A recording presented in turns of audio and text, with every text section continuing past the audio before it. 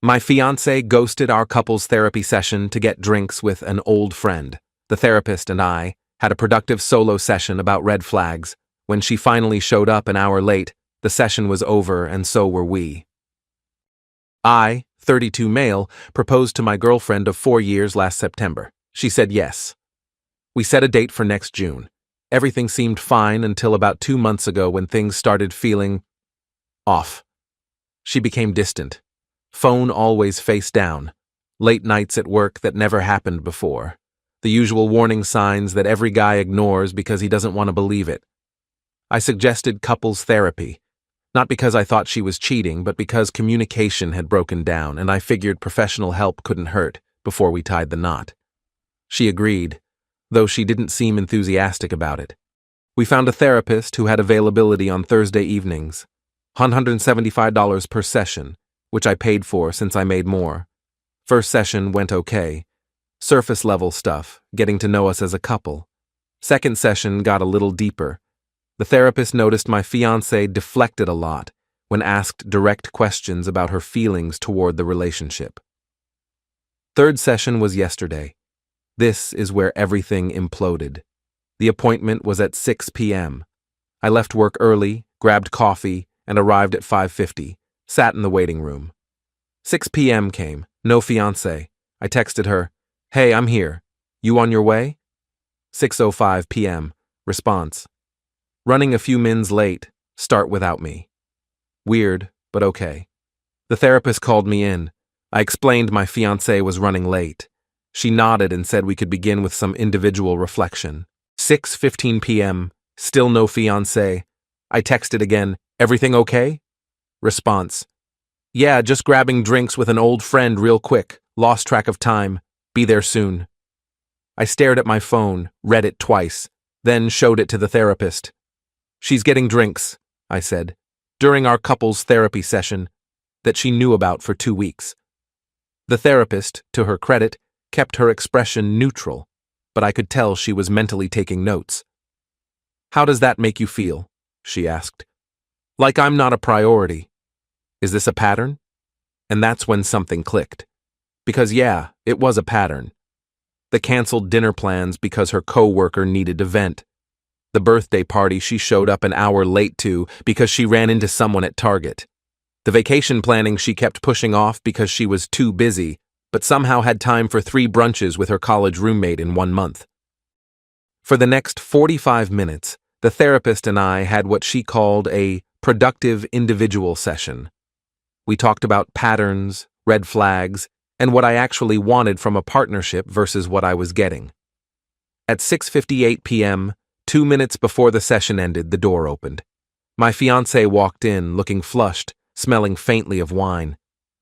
"Hey, sorry, traffic was insane. Did I miss much?" The therapist looked at me. I looked at my fiancé. "The session's over," I said. "What? No, we still have time." "It ends at 7. You're 2 minutes early for a 6 p.m. appointment."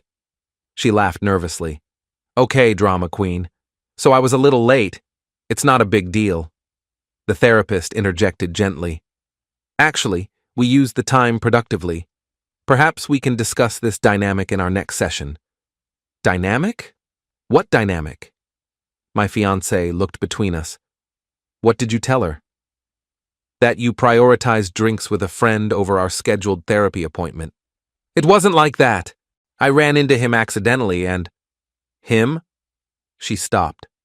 Her face went through about 7 expressions in 2 seconds. "An old friend from college. It's not what you're thinking. I'm thinking you skipped our therapy session to get drinks with a guy. I'm thinking you lied about running late when you were actually sitting at a bar. I'm thinking this is exactly the kind of thing we're supposed to be working on in therapy, and you couldn't even show up." The therapist excused herself to give us the room.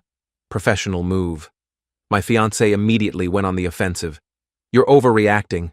It was one time. I said I was sorry." "You didn't actually say sorry. And it's not one time, it's a pattern." "Oh, so now you're the expert because you had one solo session?" "I'm the expert on my own relationship, yeah." She crossed her arms. "What do you want me to do? Grovel? Fine. I'm sorry I was late. Happy?" Not really. We drove home separately. She'd taken her own car, which now made more sense. Convenient for stopping at bars on the way to therapy.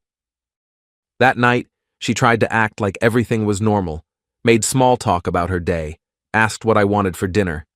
Qley rocked the whole conversation. Finally, around 10 p.m., she snapped, "Are you seriously still mad about this?" I'm reconsidering the engagement. The silence that followed was deafening. You're what? I'm reconsidering whether I want to marry someone who can't prioritize our relationship for 1 hour a week. Over being late to therapy? Over a pattern of behavior that shows me where I rank in your priorities? She started crying, called me controlling, said I was blowing things out of proportion, said all couples have issues and I was looking for an excuse to leave. I didn't argue, just said I needed time to think and slept in the guest room.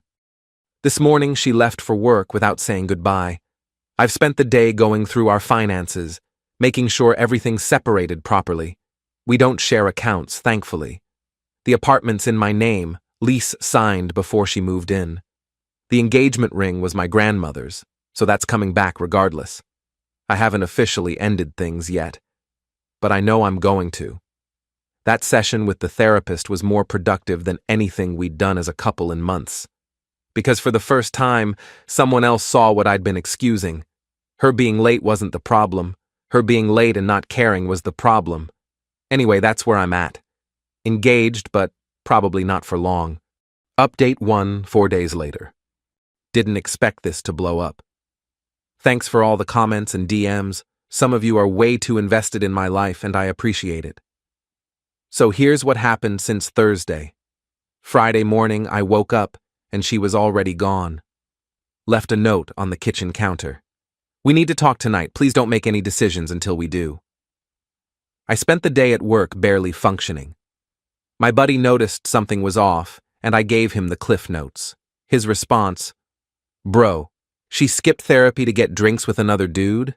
That's not a red flag, that's a red banner." She came home around 7 p.m., brought takeout from my favorite Thai place, peace offering, I assumed. We sat down. She took a deep breath and launched into what was clearly a rehearsed speech. I know I messed up Thursday. I should have been there. The truth is, I've been struggling with the idea of therapy because it feels like admitting our relationship is broken. When I ran into my friend, it felt easier to avoid the session than to face our problems. That was wrong. I listened, didn't interrupt. I want to make this work. I love you. I want to marry you. Please give me another chance. Who's the friend? She blinked. What? The friend you got drinks with. Who is he? Just someone from college. We studied together. Name? Why does that matter?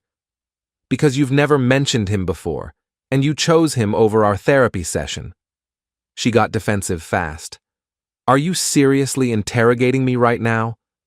I'm trying to apologize and you're acting like a detective. I'm asking a simple question. His name is not relevant. What's relevant is that I'm here, trying to fix things, and you're focused on some random guy. That answer told me everything. I stood up. I think we should take a break. A break? Are you kidding me? I need space to figure out what I want. You need space because I was late one time? I need space because you can't even tell me who you were with. She started crying again. Different tears this time. Angrier. You're going to throw away 4 years because you're paranoid about a college friend. I'm not paranoid. I'm observant. There's a difference. She grabbed her keys and left. Slammed the door hard enough to rattle the pictures on the wall. Texted me 20 minutes later. Staying at my sister's. Hope you're happy. I didn't respond. Saturday was quiet. I started making lists. Things that were mine, things that were hers, things we'd bought together. The furniture was mostly mine from before she moved in. Kitchen stuff was split. The TV was a gift from her parents, so she could have that. Sunday afternoon, her sister showed up at the apartment. I'd met her plenty of times. She was usually friendly, not this time. What the hell is wrong with you? Hello to you too. My sister is devastated. She made one mistake and you're ready to throw everything away. Did she tell you what the mistake was? She said she was late to therapy. That's IT. And now you're acting like she cheated on you. She skipped therapy to get drinks with a guy she won't name. That's not being late. That's making a choice. The sister paused. What do you mean she won't name him? I asked who she was with. She wouldn't tell me. Something flickered in her expression. Doubt, maybe. She didn't mention that part. I'm sure she didn't. The sister left shortly after, less aggressive than when she arrived. I'd planted a seed. Monday morning, I got a text from my fiancée. We need to talk face to face. Can I come over tonight? I agreed. Whatever was coming, I wanted to get it over with. She showed up at 6 p.m. No takeout this time. She looked tired. I owe you an explanation, she said. Okay. The guy I got drinks with. His name doesn't matter, but I'll tell you anyway. We dated briefly in college, before you and I met. It was nothing serious. You got drinks with your ex during our therapy session. He's not really an ex. We went on like 4 dates. You skipped our therapy session to get drinks with someone you used to date. When you say it like that, that's what happened. She exhaled. Fine. Yes, I made a bad choice, but nothing happened. We just talked. I hadn't seen him in years and he was in town and I made a stupid, impulsive decision. Why didn't you just tell me that Thursday? Because I knew you'd react like this. Like what? Like someone who deserves honesty from his fiancée? Like someone who assumes the worst. You lied to me. You said you were running late when you were at a bar. You said it was an old friend when it was an ex. How am I supposed to trust anything else you say? She didn't have an answer for that. The conversation went in circles for another hour. She apologized but kept defending her decision to hide the truth. I asked for the engagement ring back. She cried, called me cold, said she couldn't believe I was doing this. I told her she had until the end of the week to get her stuff. She left wearing the ring, said she needed to think about it. That was yesterday. Haven't heard from her since, but I've heard plenty from others. Her mom called this morning, left a voicemail about how I was destroying her daughter's life over a minor misunderstanding. Deleted it. Her best friend texted calling me a control freak who never deserved her anyway. Blocked. My phone's been interesting, but here's the thing. I'm not angry anymore. I'm sad, yeah. 4 years is a long time, but I'm also relieved. Because that session with the therapist made me realize I'd been making excuses for years. The lateness, the deflection, the way she always made her choices sound reasonable until you actually thought about them. I deserve someone who shows up, literally and figuratively. Ring's still with her. We'll see how that goes. Update 2, 10 days later. Quick update because things accelerated fast. After my last post, she went radio silent for 3 days. No texts, no calls, no showing up at the apartment. Her sister reached out once asking if I was really serious about this, and I confirmed yes. That was it. Then Thursday happened. I came home from work to find her car in the parking lot. She still had a key, which I'd been meaning to address. When I walked in, she was sitting on the couch with a guy I'd never seen before. What's going on? She stood up. This is my brother. I'd met her brother at holidays. This was not her brother. That's not your brother. The guy stood up too. Tall, looked about our age, uncomfortable energy. I'm the guy from the bar, he said. I wanted to come explain things, clear my name. I almost laughed. You came to my apartment to clear your name? Nothing happened between us, he said. She's telling the truth. We just got drinks and talked about old times. I didn't know she was engaged until she mentioned it at the bar. She wasn't wearing her ring? He glanced at her. She glanced at the floor. I don't always wear it, she muttered. My fingers swell. Your fingers swell. At bars, with ex-boyfriends. The guy held up his hands. Look, I don't want to be in the middle of this. I just wanted you to know it was innocent. Then why did she lie about who you were? I don't know. Ask her. I looked at my fiancée. Why did you lie? Because I knew you'd overreact. You keep saying that, but every time you protect me from overreacting, you make things worse. The guy excused himself. Smart move. Awkward as hell to stand in someone's living room while their relationship implodes. After he left, she turned on me. I brought him here to show you there's nothing to worry about, and you're still acting like I did something wrong. You brought your ex to my apartment without telling me. To help. To ambush me with a character witness I didn't ask for. She threw her hands up. I can't win with you. Nothing I do is right. You could have told the truth from the start. That would have been right. The truth is, I got drinks with someone. That's it. You're making this into something it's not. You lied, multiple times, about multiple things. The truth stopped being simple the moment you started hiding it. She grabbed her purse. Fine. You want your ring? Here. She yanked it off and threw it at me. Literally, threw it. I caught it, which felt like catching a grenade. We're done, she said. I can't be with someone who doesn't trust me. You can't be with someone who doesn't accept being lied to. There's a difference. She stormed out. Door slam number 3 in 2 weeks. The neighbors probably think we're filming a reality show. That was a week ago. Since then, I've changed the locks, boxed up her remaining stuff and left it with her sister, blocked her number after she sent a string of texts alternating between, I miss you, and you'll regret this. Her mom called one more time. This time I answered. You've broken my daughter's heart, she said. She broke her own heart by lying. I just responded appropriately. Over drinks with a friend. This is insanity. Over lies about drinks with an ex, and the pattern of behavior that made those lies predictable. What pattern? Ask your daughter about every time she's been late, every plan she's canceled, every excuse she's made. Then ask yourself if she's ever once taken responsibility without deflecting. Silence. Then, you're twisting things. I'm describing them. Twisting is what she does. She hung up. Haven't heard from any of them since. The therapist, interestingly, reached out. Said she doesn't usually do this, but wanted to check in given how the session ended. I told her the short version. She said something that stuck with me. The session was productive because you were ready to see what was already there. Some people never get to that point. She offered a few more individual sessions if I wanted them. I might take her up on it.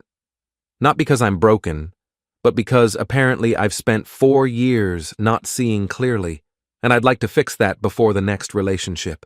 Final update, 3 weeks later. This will probably be my last post unless something dramatic happens. The apartment is fully mine again.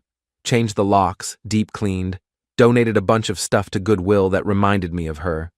Kept the furniture because I'm not made of money. The ring is back in my family's possession. My mom was relieved.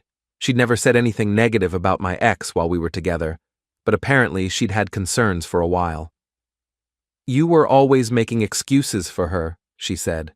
I didn't want to interfere, but I'm glad you figured it out. Moms know. The therapist and I did 2 more sessions, individual ones. We talked about patterns, not just hers, but mine. Why I stayed with someone who consistently deprioritized me. Why I made excuses. Why it took a stranger in a waiting room to make me see what was obvious. Turns out I have some stuff to work on too. Not surprising. Nobody's perfect. I heard through mutual friends that my ex has been telling people I was emotionally abusive and controlling, that I dumped her over nothing and refused to hear her side. The narrative is predictable. A few people believed her. Most didn't. The ones who know me know better. Her sister sent one final text last week. For what it's worth, I talked to her about what you said, the pattern stuff. She got defensive, which told me everything. I'm sorry for showing up at your apartment like that. You didn't deserve how this went. I appreciated that. Didn't respond, but appreciated it. The ex herself hasn't reached out since I blocked her. Her mom's number is blocked too. Clean break. Work's been busy, which helps. My buddy's been dragging me to watch basketball games at his place, which also helps. I'm not ready to date yet, probably won't be for a while, but I'm not sad about being single. I'm relieved. For 4 years, I was with someone who made me feel like I was asking too much by wanting basic honesty, who treated my time like it was less valuable than hers, who, when caught in a lie, blamed me for making her lie. That's not love. That's not partnership. That's just two people sharing space while one of them checks out. The Thursday that everything fell apart, I sat in that therapist's office alone and finally let myself admit what I'd been avoiding. The relationship was already over. She just hadn't bothered to tell me. Her skipping the session wasn't the end. It was the symptom. The end had been happening slowly, invisibly, every time she chose something else over showing up for us. I'm glad I finally saw it, even if it took a no-show and a solo therapy session to get there. To everyone who's been following this mess, thanks. Writing it out helped more than I expected. If you're in a relationship where you feel like an option instead of a priority, pay attention to that feeling. It's usually right. Now, if you'll excuse me, I have a couch that's finally just mine to enjoy. Peace.